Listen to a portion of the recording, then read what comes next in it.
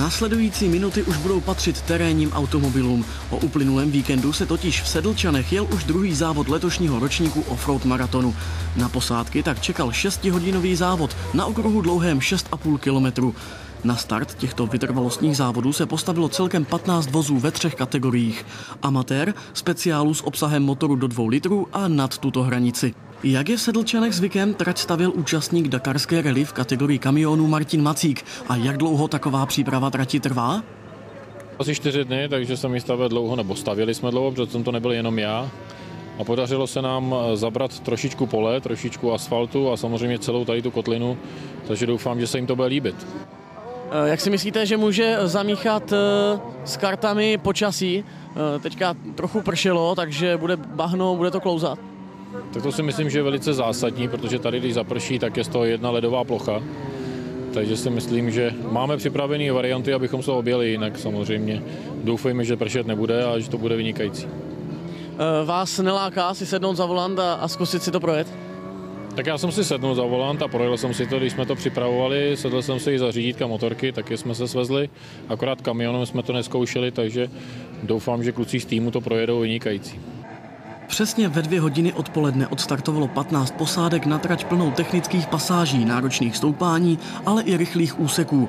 Diváci měli velkou část z ní přímo před sebou a hned po startu viděli, jak se do čela dostává červený speciál Audi VUCA Offroad týmu, pronásledovaný oranžovým Suzuki Jimny Offroad týmu Pořízek. A právě toto Suzuki mělo hned v závěru úvodního kola problémy.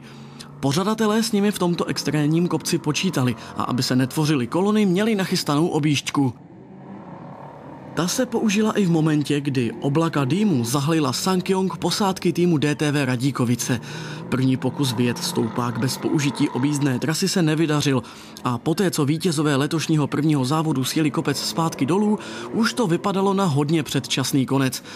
Ačkoliv závodí v kategorii amatér, což jsou v podstatě sériové vozy bez úprav motoru či chlazení, podařilo se vůz znovu zprovoznit a posádka se opět zapojila do boje o body do šampionátu.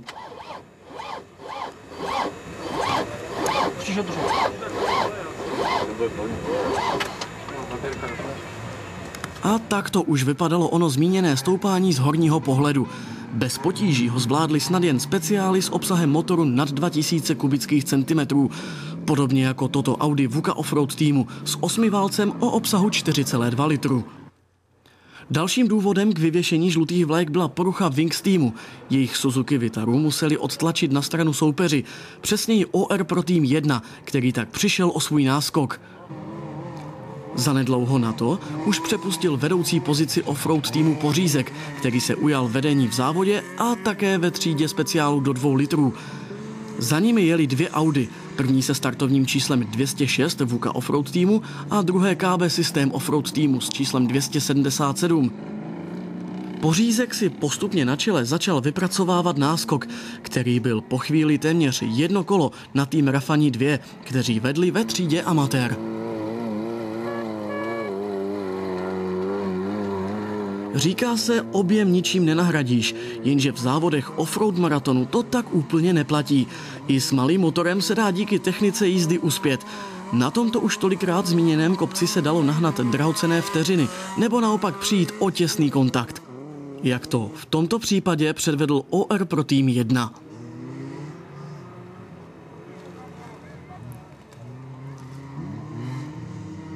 Posádka tohoto vozu byla v úvodních hodinách k nezastavení. Kdo jste sledovali reportáž z minulého závodu, určitě si vzpomenete, že jí dělilo od vítězství jen pár sekund. Právě tomu se nyní snažila předejít a vypracovat si náskok hned v úvodu. Podobná situace byla ve třídě speciálů nad 2 litry. VUCA Offroad tým si snažil vypracovat náskok před svými nejbližšími pronásledovateli. Největší potíže jim v úvodní 2hodinovce dělal stejný vůz KB Systém Offroad týmu. Také tyto 2 posádky se ve Šternberku umístily nejvýše a o vítězství bojovali i nyní. S přibývajícím časem ovšem začali mít někteří potíže.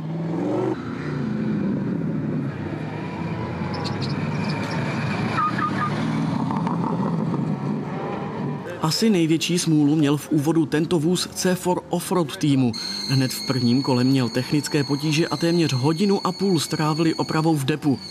Přesto se vrátili zpátky do závodu, protože do konce zbývaly ještě více než 4 hodiny a každý vybojovaný bod se v závěrečném účtování hodí.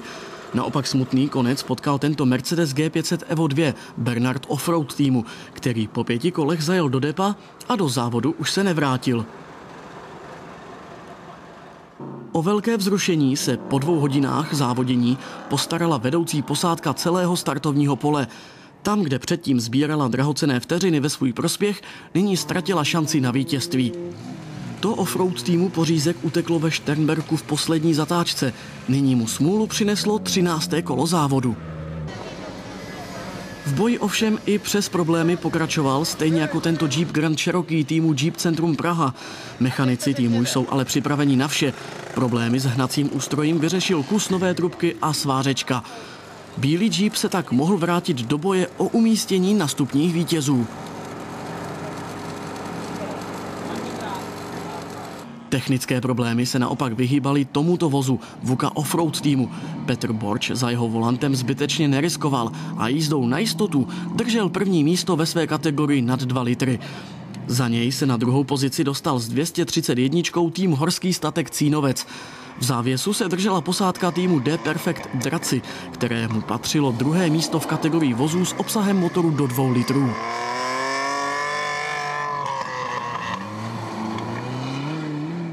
Nejrychlejší vůz celého startovního pole byl ovšem stále Suzuki Jimny OR pro týmu 1.